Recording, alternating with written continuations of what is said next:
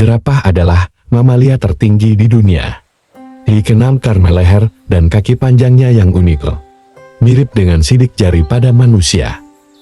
Jerapah juga memiliki lidah panjang berwarna biru kehitaman yang bisa mencapai panjang 45 cm. Digunakan untuk meraih daun di dahan yang tinggi. Jerapah hanya tidur sekitar 10 menit hingga 2 jam per hari. Seringkali dalam posisi berdiri untuk menghindari predator.